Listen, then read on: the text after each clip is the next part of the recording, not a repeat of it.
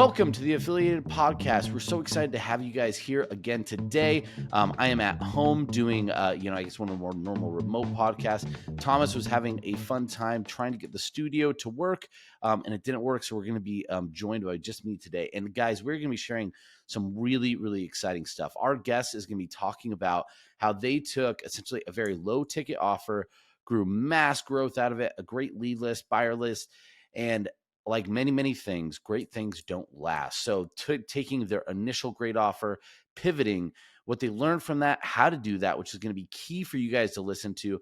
And more importantly, what they're doing today that's incredibly exciting, especially if you have high quality traffic. You have high quality traffic, you're going to want to listen to this episode, not only because you're going to learn some great entrepreneurial tactics, strategies, and things about running a successful business, but at the end of this, you're going to have access and learn about a fantastic offer that is going to be huge for any affiliate that wants to start winning, particularly in a different way if you're struggling with some health offers right now. So with that, I will not wait too much longer, and we will introduce our guest today. We have Alex Brown, the CMO with Truly Free, a fantastic marketer, fantastic entrepreneur, and really I think you've probably been asked many, many times, not just because you have a fantastic beard, but because the success you had with the Dollar Beard Club. First, so just obviously amazing guy, amazing success. Alex, how are you doing today? I'm doing fantastic. I appreciate you having me here today. Yeah, well, it's great to have you. And obviously, I didn't tell you this, but we are anticipating you playing some guitar by the end of the episode. Maybe just throwing a couple, some shreds down, just a good line, good lick, and riff. Just kidding. That's not. We won't do the talent show on you today. We'll save that for some other time. Thank goodness, because I seem to have deprioritized being a rock star, and the career took over, and the fun of running businesses. Well, there's still hope. There's still hope for a midlife crisis, and you could, buy a Corvette and start playing a Jimmy Buffett cover band. It'll be great. That sounds fun because I drive a Civic. So there you go. That does sound a little bit more fun, right? Well, awesome, man. Well, again, just to get things started, I know we could go a lot into some things, but we really want to jump in. I think what you get asked for a lot, which is kind of the first big win. And so I'm going back to the days of Dollar Beard Club. So for those that don't know, if you could talk a little bit about that offer, and then what hit so big for you guys, and then kind of jumping into that, hey, we had the success and then the success changed, and just kind of bring us to that point in your entrepreneurial journey. Yeah. So prior to Dollar Beard Club, had some ventures that were a little less than impressively successful. You might even say failures. But at that lessons. time, We say lessons. We'll Alex. say lessons. Good lessons. Yeah. Some of them very expensive. Yeah. But at the time I was living and working with my co-founders at a house in California. I'm Canadian, so I was living the January dream in shorts and a t-shirt. And really we were looking around, like we were kind of getting into this health and wellness lifestyle, peeling back the layers of the onion, starting to read labels. And we were growing our beards. Like it was this whole natural, like, let's just be natural men sort of thing. Mm. We looked started looking at beard care products, and we're like, why has nobody done like a low ticket offer, like $1 beard club in this space, right? With beard oil and mustache wax and, shampoo, men's grooming products, basically, that are natural and reasonably priced. And so what year was this again too? We really started working on it in 2014 and launched it it was June 2015. So yeah. Unbelievable, but it's almost 10 years ago that we launched it. But that doesn't feel that long ago. I hate to hear that. That makes it feel so, because I remember actually that rise, and just to kind of highlight that, there was a large influx and a growing trend of more and more beard care, with the oils, the waxes, and different ways to take your man makeup and make it look even better. Totally. I mean, we hit the timing perfectly. Anyone that says that there's not luck involved in success, I think is a little bit too full of themselves, right? We hit that timing absolutely perfectly, and people were growing their beards and doing the same sort of things that we were doing. So we, worked with manufacturers, got products together. We went to launch it. We recorded this kind of viral style video, and we picked up some advisors from previous businesses. And they're like, this is going to be a lot bigger than you guys think. Like, you need to make a lot more products, and we'll help you. And they manage different influencers. They said, we'll give this a push to start the snowball. So we kind of went back, ordered much larger quantities, got set up. We launched the viral video, had a couple of influencers kind of like post it and repost it. did a couple sales, went to bed. The next day I wake up in my phone, I'm like a co-founder on Product Hunt. I'm like, what's Product Hunt? Right. And then it was like Huffington Post and BuzzFeed, and like everyone was kind of picking this up, right? Because it was fun, it was gimmicky, it was, Mm-hmm. it just caught on. The timing was perfect. And so from that point on, we had a tiger by the tail, right? It was a really high growth business. None of us had ever managed a high growth business before. And it was insane. We broke everything. We broke fulfillment. We broke, manufacturing. Our website broke, I don't know how many times. And we didn't know a lot of the fundamentals of e-commerce, like email marketing. We had no affiliates whatsoever. We had a couple influencers that we worked with just on like a sponsored basis Mm-hmm. or an equity basis, but we didn't really know like how to properly build an e-commerce machine. So I don't even want to talk about how much money we left on the table in that, but Yeah. our first year we broke 8 figures. So it was significant. We Wow. managed to grab a couple of amazing people along the way too. And, hired a COO that actually knew what he was doing and learned a lot from him and started to build out the team then. But the whole basis of this was like the success anyways was that traffic was cheap because these videos were going viral and we just kept pumping them out. November, no shave November, right? And people Mm-hmm. almost expected them. It was like, episodes coming out in a TV show, and all the beards that were going around at the time, to your point, like someone would tag you in this if you had a beard, be like, hey, this is for you, this is for you, right? It's Yeah. just so that viral snowball was what catapulted us through that first year. And then organic reach started to shrink. Then the economics of our offer started to collapse a little bit, right? And we realized, hey, selling things for $1 when you also have to pay for traffic, that's kind of difficult. And so we had That to, bit of a challenge. Bit of a yeah, challenge sometimes. it also kind of pegged us as like a cheap brand when our products were great. We were just mass producing them to the higher degree than our competitors were, so we could get them really cheap. But we had to go through the motions of slowly increasing our prices, reducing some of the sizes of the product because we were extremely generous for a subscription service. We had to learn how to do email marketing. We had to learn how to buy traffic, find the right people, and kind of change the offers as well. Anyone that's listening to this probably knows the term AOV.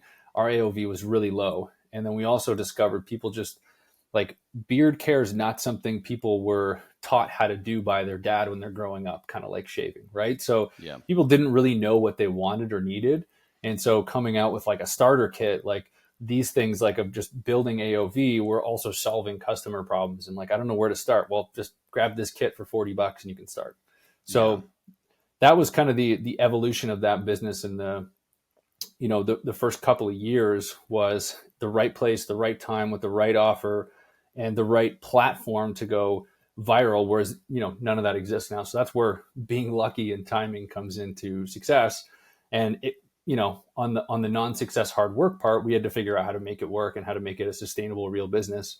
And to this day, it's doing fantastic. There's some amazing equity partners that just came on. James Harden, I Mm. can't remember the guy's name, Justin, somebody's a baseball player, MLB player, country star. So like they're doing really well. That's awesome. Now, I mean, if you got the beard in the NBA, obviously that feels like a good sign up. But I love that because I think it is important for people to remember that there is a time, right? Like timing and luck and timing. And sometimes there's strategy in timing. If you see the trend and you hop on the trend and you become, a part of it, that could increase the likelihood of success. But I like you said that, it could hit so fast, like you just end up breaking a lot of stuff, and business could feel like you're building a boat while you're running it at 100 miles an hour. So that it could feel pretty crazy. But if you do it right, you can create a real sustaining long-term business, which is really, really amazing. So it's just a fantastic journey. Let me ask you this. So we'll just do a quick question on this, and then I want to talk about what you're doing today, because I think some of the great learnings that you've had from that journey going into what you're doing now with Truly Free is really exciting. I definitely want to talk more about those products and the opportunity that they present right now. But just to go back, if you could go back and talk to yourself and kind of share a message as you were going, as that rocket ship of Dollar Beard Club was going off, what would you tell yourself? What would be the advice that you'd give to that younger, full bearded entrepreneur? Um, I mean, there's lots of things. I think like I really had no idea that um, that it could get even better than that. Right. I was like, wow, I've made it. And my ego started coming in of like, wow, we've got the successful business and people know who I am in my hometown because of it. And obviously things like that pass. Mm-hmm. But, fortunately we had enough humbling experiences to keep my feet on the ground. But I think Yeah. like post Beard Club, when I left the business and it was my time to do something else, I had kind of an identity crisis, right? Of like, well, if I'm not this successful company, then what am I? So I think prior to that existential crisis kind of happening is just, you're more than what you do for work, right? You're more than your career. And quite frankly, I'm still trying to separate myself from that. But I think that'd be a key piece. And the other one would be, one of the best skills I think I've learned in my career and still are learning and developing every day is like sales psychology and copywriting and really understanding what motivates people. That's a skill that, I wish I'd learned sooner because it's just so incredibly useful for every part of your business, really. Yeah. No, I love that because I think that's because I think one of the big things I was going to ask next to transitions to that really nicely, and love what you said first, the right mindset, right? That you're not just your work, which, I mean, when you figure that one out, please let me know because I think that's always a big challenge, right? Yeah. Particularly when I feel like the challenge is it's hard to distinguish that mentality from feeling like that's the reason that you're successful in business, right? Like by identifying my value in business, then I also feel like that drives success. And it probably doesn't, but it's really hard to break those two things apart. So I could hear that.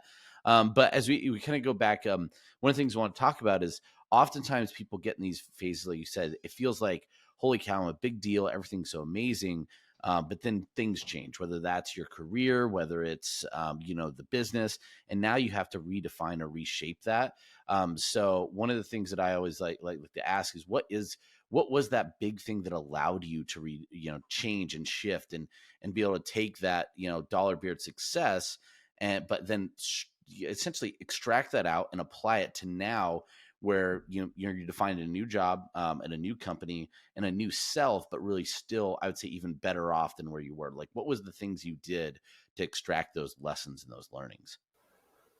I mean, I think like, I had a brief foray as an internet marketer and like what happened after that was I had people asking me like, hey, how did you guys do this? How did you do that? Right. And Mm-hmm. so a lot of the times I would do consulting engagements here and there, and it would be a lot of the same questions. So I had this brilliant idea of like, well, why don't I do an e-commerce course? And I Mm-hmm. created this really amazing e-commerce training platform called E-commerce Rockstars. Because again, I'm trying to live that rockstar dream. Yeah, right.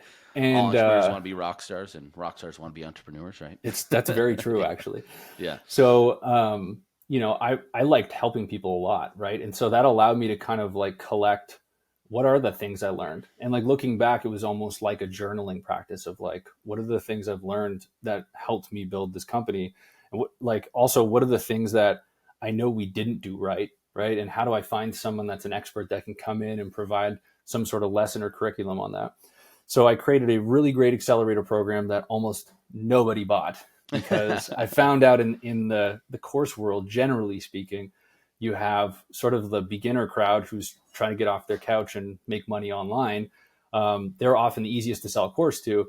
I didn't really want to do that. Like I just went Yeah. through this crazy journey. I wasn't going to lie to anyone and tell them it was easy and they could Mm-hmm. make money from home. I wanted to work with people who had their business, whose advice that I could give to like increase or create a massive amount of leverage, right? Like, hey, if you just did this differently, then you should see this go up, right? Yep. A lot of those people, though, and at that stage, don't really want a course, right? They want you to come in and do that for them. And Mm-hmm. so um, that was a good experience for just getting everything out and on paper, right? And it's Yeah. kind of like this framework that I've used to approach it, working with other businesses, now working at Truly Free. And then I kind of shut the door on that when I met with Steven, my business partner at Truly Free. I saw the vision of where we were going, and I was like, well, I'm all in on this. I don't need to go start another e-commerce company so that my ego's happy that I did something bigger than Beard Club. Mm-hmm. I can be a part of this journey that's already happening and take that framework and add that in to multiply the success of this company. And so, I mean, it's been a crazy journey. It's not been all easy, but like that's helped me a lot. Right. And then when I put that idea to bed of like, I want to be the e-commerce guy and help people out. As soon as I turned that off, well, COVID happened, and I've been mentoring through the college that I went to here in my hometown. And they approached me and they're like, hey, we know you have this program. Well, we have like literally hundreds of businesses in the community that need to get online. Like, Oh, would you nice. teach this program like in cohorts to, With our exactly the companies target that are in the demographic you community? wanted So I was to. like, Yeah. wow, like as soon as I let go of that dream, like it just came back to me.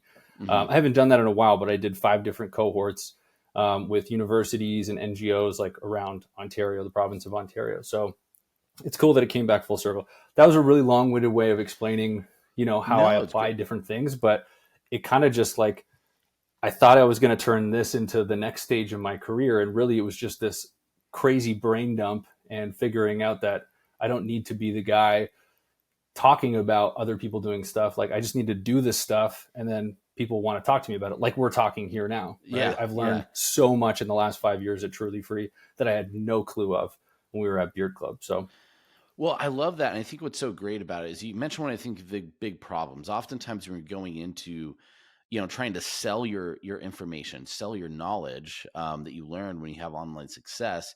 To make it broad enough, you have to really break it down to something super simple, and then it's biz op, right? And it's just make money online. That might not be the target demographic conversation you want to have, and you tend to have it a very specific way, right? But you're not always going to get to the action takers, the people that need the help that are going to take and do anything with it. So I think that's one. But I actually really love the big part is you had to it forced you to go and really define how you were successful. What were the things that I did and did not do, so you could be very humble and realistic. And I find a lot of businesses don't spend enough time, and entrepreneurs, defining what they actually did to be successful. So I think that's one of the great exercises. I encourage more people to do that.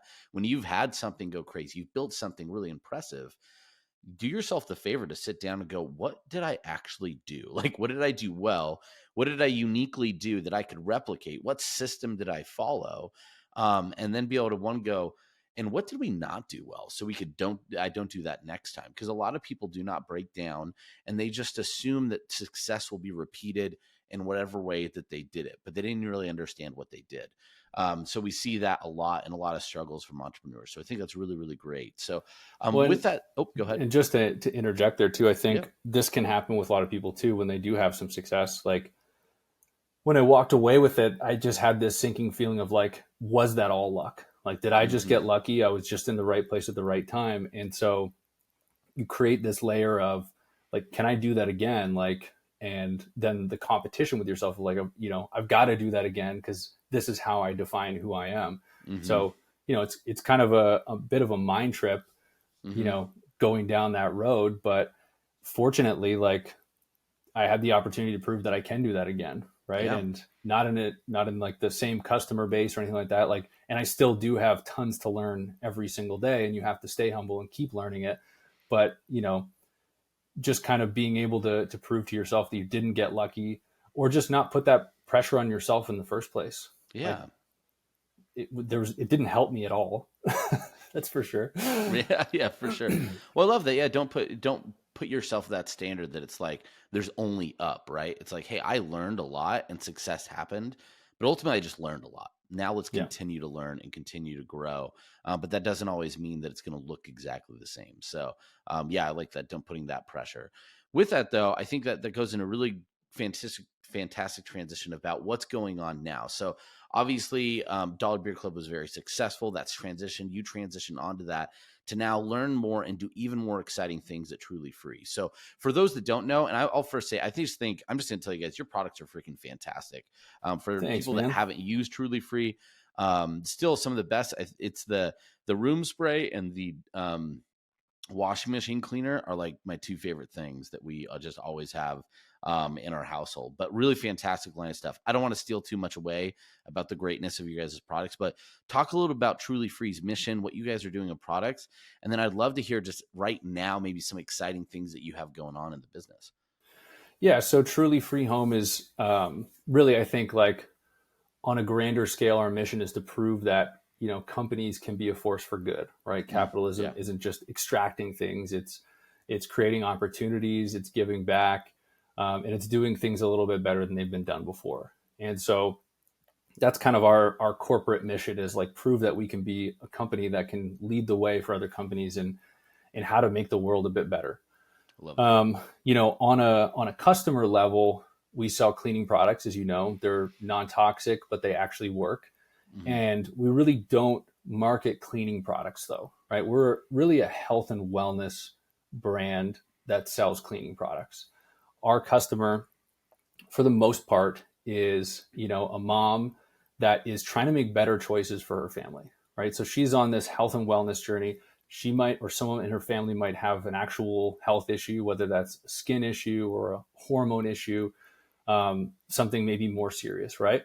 Or they're just at Whole Foods turning over labels going like, I wish I knew like things are going to be different for my kid because I've been putting all this toxic stuff in my body, but now I'm peeling back the layers of the onion. Mm-hmm. That journey, which I'm sure you've been around the internet, is very overwhelming though, right? Yeah. There's like, should I go vegan or should I go carnivore, right? Yeah. Or like, is everything going to kill me? Yeah. It's right? Like, should I be afraid of leaving my home or being in my home? I can't quite tell anymore. Yes. I'll just get grounded outside and hope I don't die. Yeah. It's well, even that, like, are there pesticides on the lawn? Yeah. So, right. So it's an overwhelming journey, and mm-hmm. moms are already overwhelmed with all the stuff they do to raise children, right? Mm-hmm. And so we're really like a small piece of relief in that overwhelming journey, right? Where they're like, okay, it's like a sigh of relief. I know I've got stuff that works because most of the stuff they've tried before that's non-toxic doesn't really work that great. Yep. And I know it's totally fine for me and my family, right? And so that has been our primary way of looking at our business. When we try and sell a cleaning product, we're competing with all the other cleaning products, right?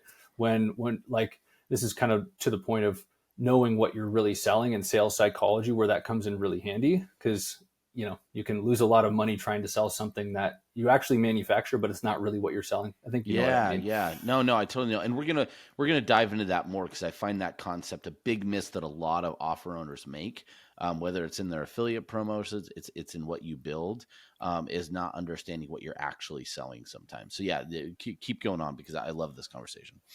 No, that was basically it on, kind of who we are, what we do. Our primary growth engine as a company has been our affiliate partners. Most of them, our biggest partners right now are Instagram influencers. So these are the people that our mom, who doesn't trust CNN or Fox News or the sort of the mainstream media, they look at the food pyramid and they're like, well, that doesn't make sense. There's some pretty unhealthy stuff on there. So they're doing their own research, and they're looking to these influencers who've gone through a health journey of their own and now are helping other people. Like, we do really well with those partnerships. So that's been our primary growth engine, awesome. Along with, traditional media buying and everything like that. But that's been, our growth engine has been working with those partners. Well, we'll circle back to that, because I think it's really exciting in terms of how to make that best work, and how you kind of go through working through those influencers, particularly when you have a product where you're not selling a cleaning product, but you have a device that is a cleaning product, right? So let's still go back to that a little bit more, because I find that a really important conversation. Is, like you said, we had to be realistic about what we're selling. We manufacture cleaning products, but we're selling a health journey. We're selling overall an improvement in better health for your families and others, right? Healthier households, essentially. So my question for that, and we'll go into maybe the why first, but how did that start changing the marketing? Like, when you guys started coming up with this idea, hey, let's stop just selling cleaning products and let's shift this mindset to we're actually selling a health solution. So kind of walk me through what shifted in the marketing, and maybe even the way you guys constructed your funnels when you adopted that mentality. Well, to be honest, this is a continually evolving realization. I mean, originally this happened before my time. So more than 5 years ago, really the first company in the space that was doing refillable cleaning products. And now there's quite a few companies doing it, right? And that was the result of a business problem, which is shipping a full jug of laundry across the country is very expensive. It's a broke strategy, right? Like, well, let's figure out how to do this. And refills, they mix at home with their own water, because most cleaning products on the shelf are mostly water, right? Concentrate and a whole bunch of water. So in doing that, created this really environmentally friendly solution, right? Less plastic bottles, which many of them can't be recycled if they've had the blue goo in them, that sort of stuff. Yep. And so testing early on, it was just more or less like, what's most important to your family? Like green, recyclable, refillable, health, you know, basically health and wellness, Yeah. price points, stuff like that. And overwhelmingly, it was always the health of their family, right? Mm-hmm. And that makes sense, right? Like if you remember the early stages of the pandemic, and if you ask people what's more important, their health or the polar bears, well, the whole like reusable cups and reusable straws thing went out the window pretty quickly in favor Yeah. of protecting your health, right? Mm-hmm. So like the hierarchy is just so much higher in protecting yourself, and especially in in protecting your family. Yeah. So this is something that we're just continually experimenting with, and like, how do we become a mirror for the shared experiences that our women are having? We obviously have male customers too, but Yeah. as you know, you can't go too broad. You have to focus specifically. Mm-hmm. Um, Yeah. And and who's our company, primarily going to be buying the cleaning products of a household? I imagine most American homes, it's got to be overwhelmingly females anyway. So yeah, that that would make sense. that's just how it tends to shake out, Yeah. right? And so that's what we've decided to continue to focus our energy on. And um, yeah, like I said, it's continually evolving, like, because people continually evolve and the market Mm-hmm. continually evolves, right? So you kind of have to not just like constantly change your marketing, but try and be attentive to what the shared experiences are. And I'm Yeah. not going to sit here and tell you that we do a great job of it all the time. We Yeah. definitely don't. Like, we are working really hard to rapidly change and improve and continually grow into a better kind of mirror. Yeah. Well, no, I love that we're talking about that, especially to use the term mirror, because I think that's so powerful that buying is really just a mirror of what our desires are, right? Where we desire to be. It's reflective of whatever mission, but some sort of desire that we're hoping for. So fitting into that mirror where it's like, again, your product almost fits the image they're trying to attain less than like the actual product, right? It wasn't a checkbox of cleaning products. It's no, I am the fully optimized healthy mother that's created a toxic free household, and these are part of the things that I do. Like, it's my tool set of things that I do for a toxic free household. So one thing I kind of have on that I think is really interesting, and we'll talk this in the influencer side here in a second as well, is I think I feel like when you could define that idea that you're not just selling cleaning products, now you just need to find the conversation where you need to be a part of, right? Where are these concerns? Where are these moms, these individuals, these buyers? Where are they talking, worrying, seeking, researching this information? And it's like, hey, let's go there. So one of the things that also brings up when you say mirror, I'm just curious if you guys are doing anything. This is, I've often think of like AI as a mirror. And, a lot of what AI does very, very well is exactly that. It mirrors the outcome or what the individual wants.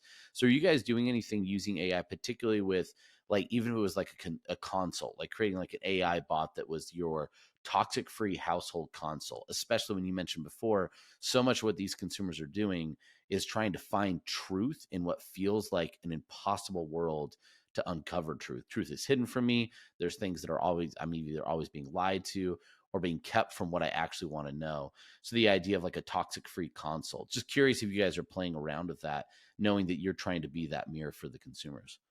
Yeah, we are, and a lot of this kind of I'll tell you about one of our missteps, because I think that's just as important as what we do well. Yeah. We're trying to get better with blog content and informational content, educational content, and be kind of like an educational selling machine for these Mm-hmm. women on this journey. Yeah. And so a while ago, we sent out this email that was like just asking, like, hey, what do you want to hear about from us as Truly Free? Like, Mm-hmm. what value can we provide to you? And overwhelmingly, the answer was, I'd like to learn more about how to use your products. And talk about a humbling moment for a marketer of like, wow, we're not doing a good enough job of providing that information in unique and accessible ways. So Mm-hmm. yeah, we're playing around with that exact idea. We're working on kind of like re-architecting our help center as well, and Mm-hmm. just pushing people more to that, where they can interact with an AI chatbot that helps them get information faster. Obviously, that comes with the benefits of increased sales, increased retention, but also a decrease in like, customer support tickets of like, hey, can I use this product in, if I'm on a septic system, stuff Mm-hmm. like that. Right. So, Which is a great question. Because you definitely want to know that if you're on a septic system, that's huge. the other side of it too is trying to be attentive to, I think, to common questions, Mm-hmm. and creating that sort of feedback loop between your customer service team and your marketing team. Because if you have repeated questions about a product, right, assuming that they haven't bought that product yet, you got to think of how many people like don't see that information and don't even ask, and you never have a chance to do business with them because they're just already gone. Obviously, you're not going to get everyone that comes to your site. Actually, if you figure out how to get everyone that comes to your site to convert, please let me know. I'll give you my Yeah. personal phone number. I know. Um, I feel like you need so to tell a lot. There's your course, right? That you yeah, might sell to entrepreneurs. Oh, geez. Yeah. exactly. So yeah, I guess just to wrap that up, I think those common questions that people are asking too is probably stuff you should put in your sales copy, or an Mm-hmm. image on the page that speaks to that, because they're kind of like oftentimes objections, right, that can be wrapped up in questions. Yeah, and seeking that information, continuing to build, like you said, when you start to realize, and I think I should also say, I think this is actually a really important distinction, because a lot of buyers, even in the direct response space, in the health space, aren't just buying a product. They're buying hope. They're buying something bigger. They're buying the idea of a bigger mission. So whatever that mission is, and you understand it, you could ask to it and then develop your language around it, which, like, I love what you said there, would say, hey, sometimes it's just information and questions that you need to answer before they ever ask it, because they're not asking you on the sales page, and you could do quite a bit, whether it's direct response or e-com.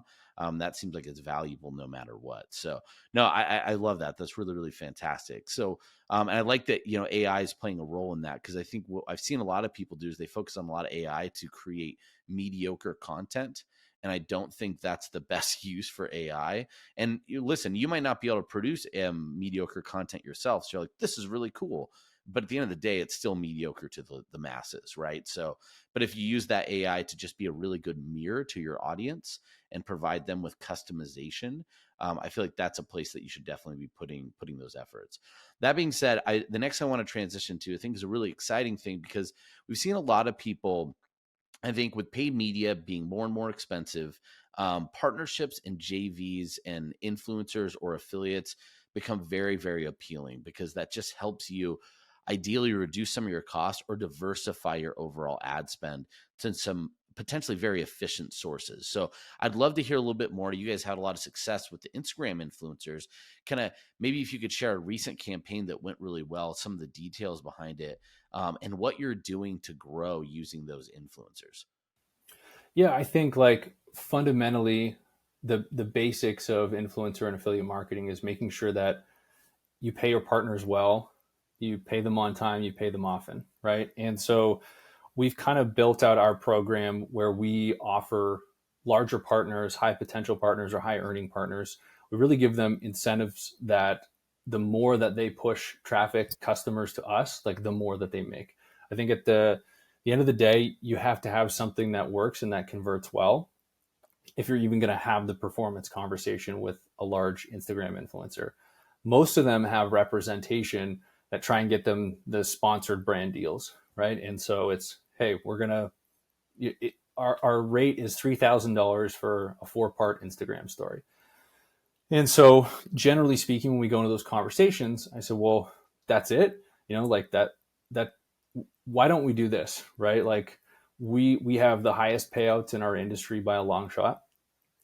And so why don't we architect a deal where if the performance of your post goes way over what we think it's going to go, then we give you some skin in the game, and we'll give you a really high percentage of commission on every single order past that, right? So that if you like what you see and you wanted to post more than once in a month and you wanted to get into these higher commission based bonus tiers, then you can do that, right? And normally then it gets additional buy-in, right? So the way I also explain it is like, hey, in this sponsored post model, someone's always losing, right? Yep. Either you're not charging us enough because the post did really well and we did a whole bunch of sales and we're playing a margin game on you, or the post doesn't do well at us or doesn't do well at all.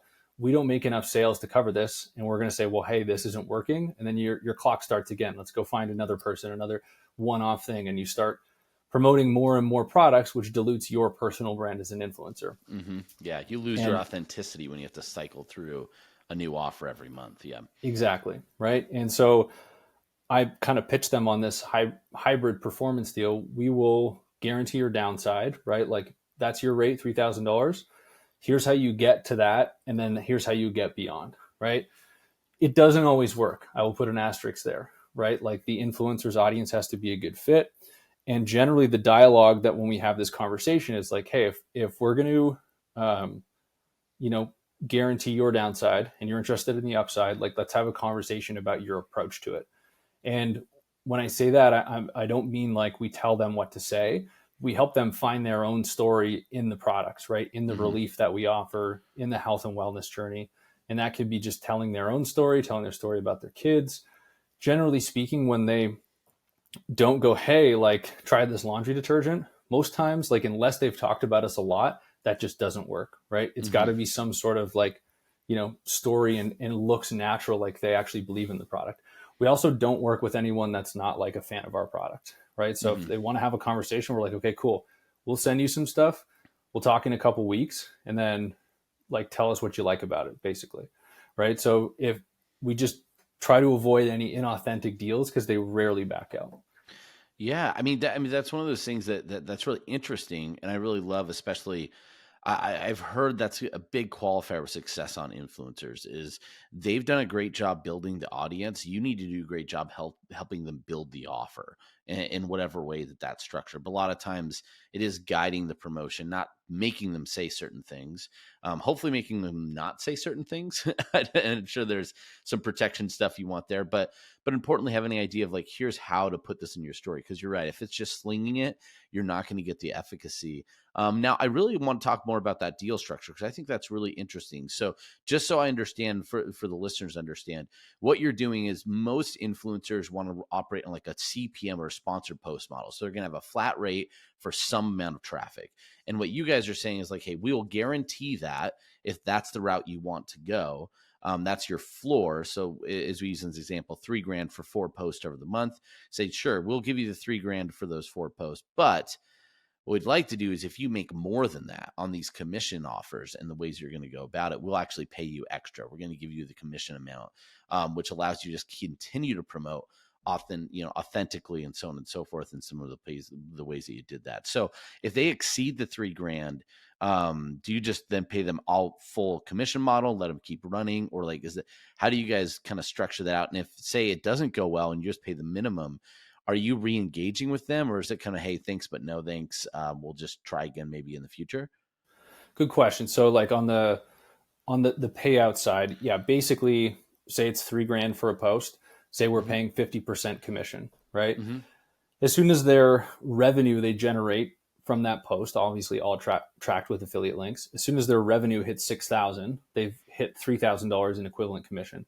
Yep. Anything above and beyond that in a given month, we're going to give to them at that 50% rate, right? So if they do $10,000 in revenue, we'll just keep this easy. Commission was 50%. They've made $5,000. So they made an extra $2,000. Oftentimes they'll have to promote again to hit that, but it's really easy to promote our products as a part of your lifestyle when you've got to do laundry every day with kids, right? So we kind of like, it's easy for them to work that in. It doesn't always go well. Like we've actually recently had a health and wellness influencer, has a really huge following, very engaged, and they just did a post for us. And, you know, the rate I think was 3,000, funny enough. And the sales generated was less than 1,000. And so we're scheduled to do something again in, I think it's about 2 weeks. And so I just let them know like, hey, let's regroup, like what went wrong here? Because it could be they just posted and the algorithm didn't like it, right? And so nobody saw it, right? And so that's not necessarily their fault. It's not necessarily our fault. We're the ones losing in the situation. But because we've had this open dialogue, they're like, oh, let's figure out what went wrong here. Let's regroup on this and let's figure out a way forward. Because like they're interested. At the end of the day, they don't want to do this dog and pony show with a bunch of brands, especially if they have agents too. The agents want to like get deals in place and like, hey, the client's taken care of. And if you're the influencer dealing with us directly, they don't want to keep having these conversations, right? They want to find brands they can work easily into their life again and again, because the more they do it, the more affinity people see as they're sitting on the fence for the first 2 months. The third month, they're like, hey, I got to give this a shot. I'm out of detergent. So it's in both parties' best interest to make it work.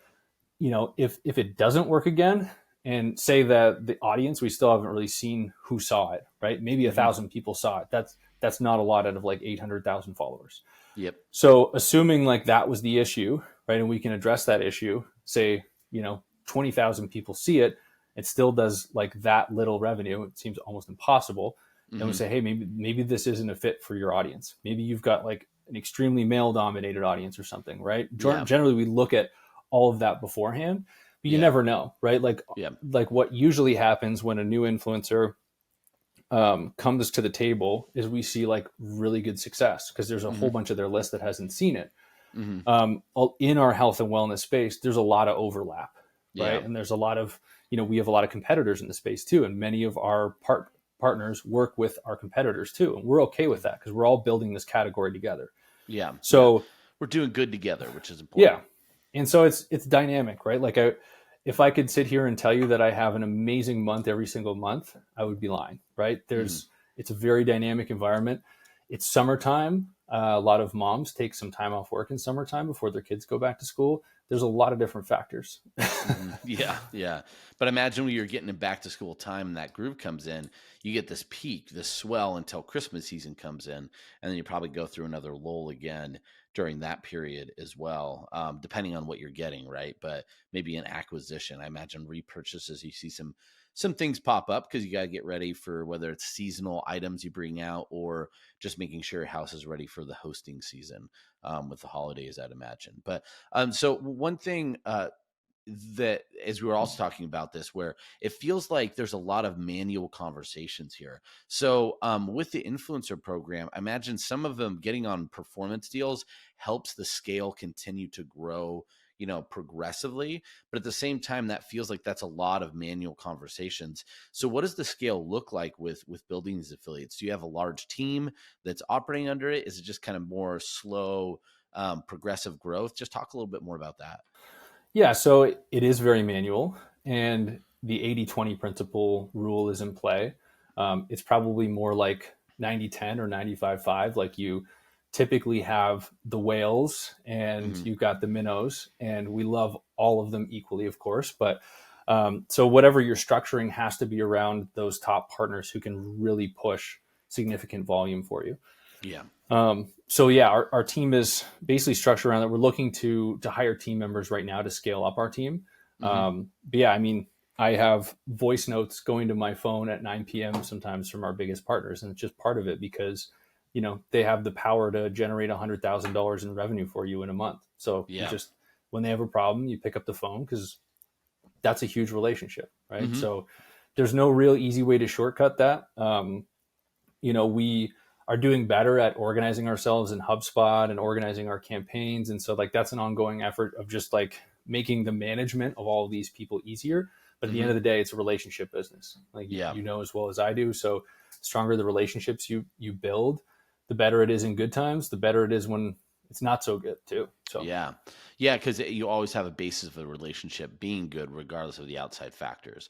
But that's it's one of the things that's really important for people to know that using influencers is a very, very could be a great strategy and really, really lucrative. I think especially as we go back to your product, because your product is a part of a conversation, right? It's part of a bigger conversation when you're selling it. So it's like, those influencers should be having that conversation. It's an easy way to be a part of it. So you can see why that works, but it's not an easy channel to penetrate because you just have to build strong relationships. It's not too dissimilar to what we see in our affiliate basis right now. I think some of the results and conversations might look a little bit different, but it's still the same. Build strong relationships, build them over time, and then you can continue to efficiently manage those. But yeah, you probably have a cap before you need to get more people in with the creator stuff. But again, still a fantastic I would say another thing that we do too, just to add to that, like culture rarely changes from the top down. It's usually side to side. So in our business, like it's very difficult for us to approach someone cold on the internet and say,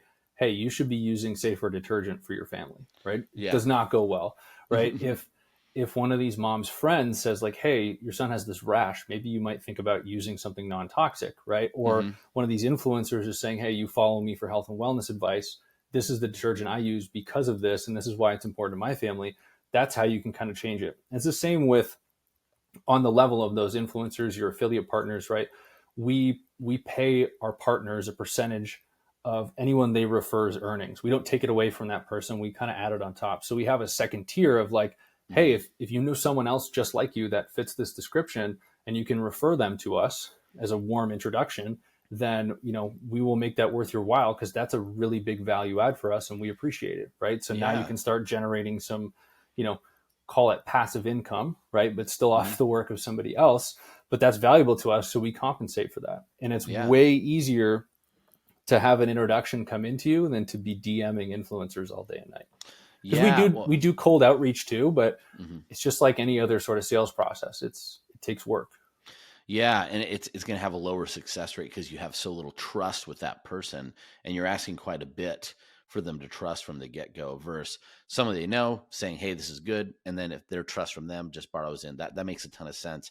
And again, it emphasizes the importance of the relationship, right? You might as well leverage that great relationship you're building because it'll make for much easier growth on that creator side. So now, when you're asking for when you build that program, are you asking for that maybe after a first successful send? When's the time you try and get your influencers to refer you to extra influencers, or essentially an affiliate to refer to other affiliates?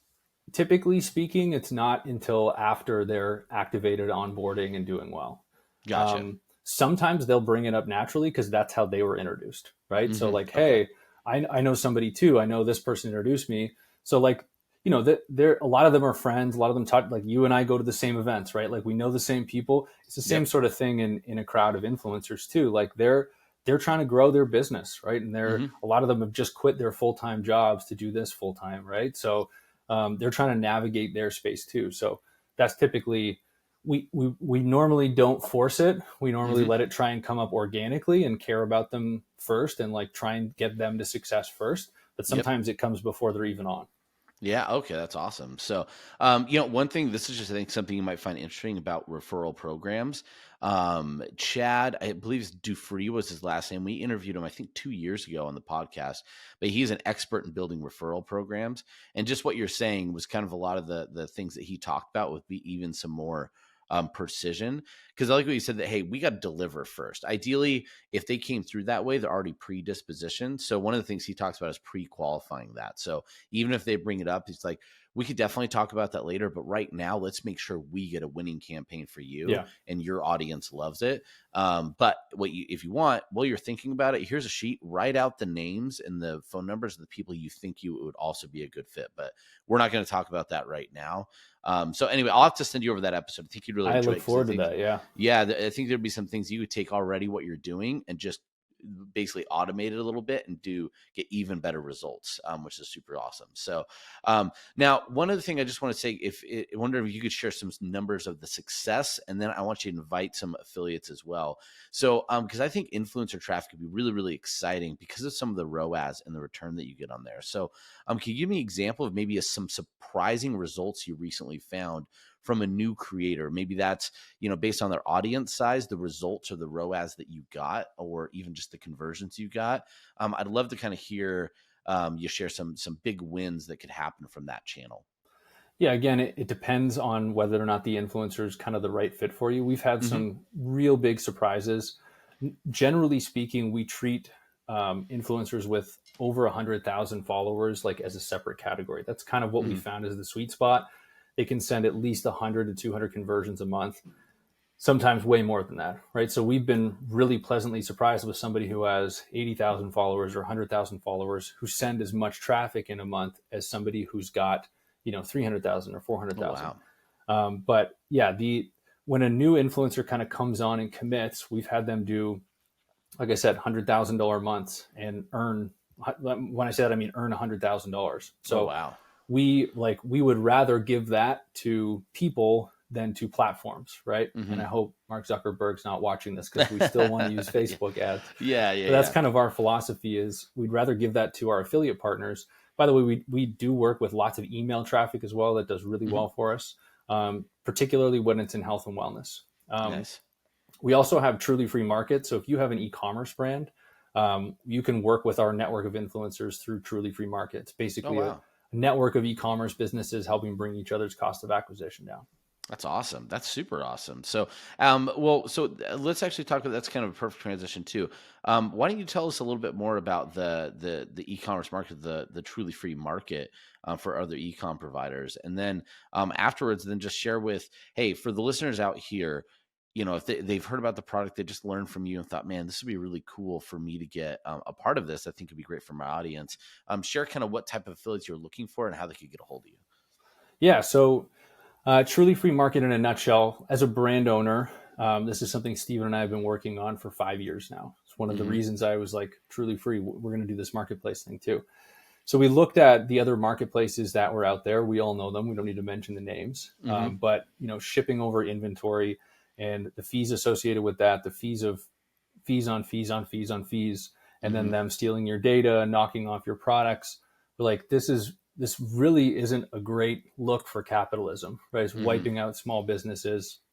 On the affiliate side, they used to pay really well. Now it's like a session cookie, right? And it's a very Yeah. small percentage, right? So we wanted to build a platform that was really great for customers, that taking out the middleman and companies not having to ship us products, we could Mm-hmm. put some of that money back into consumers' products. We want to share our revenue with consumers' products, or sorry, with consumers. So every consumer that joins gets a share of our revenue. We want Nice. to create a way to like have a marketplace that supports all these small businesses and these Mm-hmm. content creators, affiliates, influencers as it grows, instead of makes it harder and harder and harder for them. So That's that's kind of awesome. how we built out the thesis, and now the actual platform, that's Truly Free Market, which is in beta right now and launching this fall.